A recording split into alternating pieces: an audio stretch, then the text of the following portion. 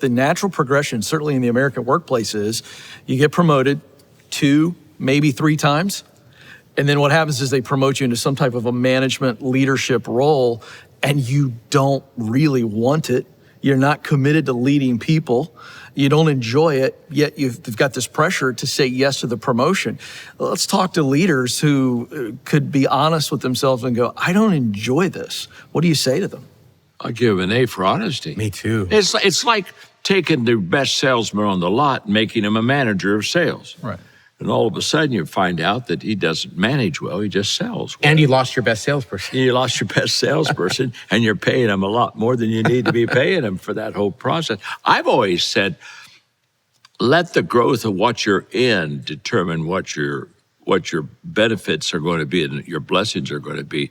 And sometimes a promotion's really not a promotion at all if it takes you out of your gift zone, for sure. Well, the mistake we make in business is that we confuse the fact that they're good at sales. Yes. And we thought that makes them good at leading.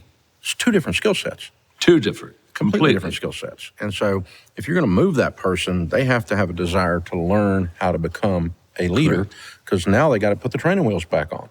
Yes. They don't know what the flip they're doing. Absolutely. And, it's the same thing we get confused, like because someone is in a movie, we think that they think we're supposed to care what they think about life. Yes, yes, yes. And, it's the same thing. It's a wrong skill set. Yeah. You're in a movie, which means you learn to play someone else. You act well. You don't even play yourself. You play someone else. And now I'm supposed to care what you think about politics. I couldn't. And how do we know whether you're speaking for you or for someone else? So, I think, if we've done this with tech guys on our team. The tech guys, they want to lead a squad because they're great at writing code. Well, that's a whole different skill set. So you got to lean into the new skill set if you're going to do that, to be a leader. So you can choose, but leadership, we all 3 teach leadership. And so Totally. it's a skill. And I've heard you say this, and I've stolen it from you a long time ago, that there are no born leaders. You go to the hospital, they say it's a little boy, a little girl. They never say it's a leader. No, that's right. No born leaders.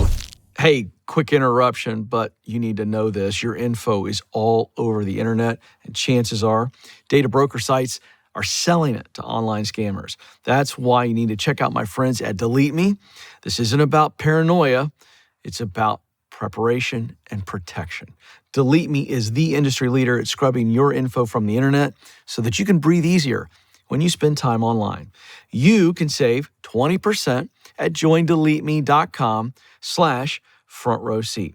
So annual plans are just $9 a month. That's joindeleteme.com/front row seat. Tactically, I think it's crazy not to have the 3 of you weigh in. If leaders of organizations and teams are watching and listening, and they feel that pressure to promote a high performer, and they feel like, hey, I've done that before. Tactically speaking, you guys have taught and written about leadership training. What do they do in the moment to practically assess whether or not this high performer does have what it takes, just from a chemistry makeup, and then be trained to lead? How do they know that this person's got it? Well, I'm not sure you always know. I've had a lot of ones I knew, and when I put them where they were, I thought they should be, I knew that I shouldn't have done it. So I'm not sure you always know. I think somebody just has it pat. But I'll tell you what I do know. I know in promoting people, and I've done this for many, many years, I've never promoted a person until they had trained their replacement. Because one of the things I learned to do is don't promote somebody and get a vacancy that you have to go find somebody. And so what happens is when you promote a person that has reproduced themselves, what you do know is that they have the ability to develop somebody. You don't know if they have the ability to develop a lot of people, but my whole thing has always been work yourself out of a job. If you work yourself out of a job, I'll give you another one. But if you can't work yourself out of the job you have, pretty much I'm going to take it away from you. Because the way to reproduce leaders is to reproduce people that are under you. And that's how you kind of find, if they can't reproduce one, I wouldn't put them in a position to reproduce some more. I mean, let's just find out, start with one and see if it's any good or not. I'm kind of sitting here thinking, gosh, I should know the answer to this question. The first thing I would do, though, I would go find out what their motive for wanting to be that leader is. am I wanting to be large and in charge? Exactly. Or am I wanting to serve? That's right. And that's your latest It's book motive, yeah. And The why. so, but usually that's for me, that's been someone that's emotionally immature. They might be young or they might be old, but they're at least emotionally immature because they're wanting it for selfish reasons, because leadership that isn't service-based, John Maxwell tells us all that, is not real leadership. Right. You know what's interesting though, sometimes an organization creates a culture where they actually celebrate their leaders, which is upside down. Like that's what success looks like. Mm-hmm. And it's like, no, you should celebrate the people that are contributing the most. And the leader's job is to do that. So if you've created a culture where becoming a leader is seen as successful and more important, then you're actually going to attract those emotionally immature people. So I would say first, does this person think I'm going to think they're more important if I promote them? Secondly, do they really want to do the job of managing? Do you want to sit and listen to people's issues? Do you want to work them out? Do you want to coach people? And if they're interested in the title, not the actual work, do not do that. I agree. Well, that's back to where we started. Well, they're going to be mean. Yeah. Yeah. Yeah. The opposite of that was the very first guy I ever hired, and I think everybody knows him in this row, was a guy named Russ Carroll.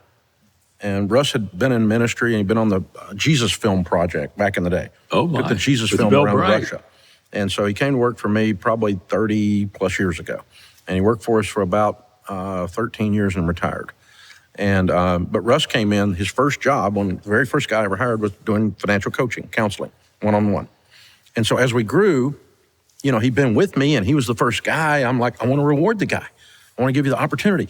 And so we had other counselors now on board, and we had to have somebody lead the counselors. And we had a counseling department that developed with a P&L. And I said, Russ, you need to be head of the counseling department. And he goes, you mean that I have to take care of all these people, and I have to do the P&L, and I have to do a budget?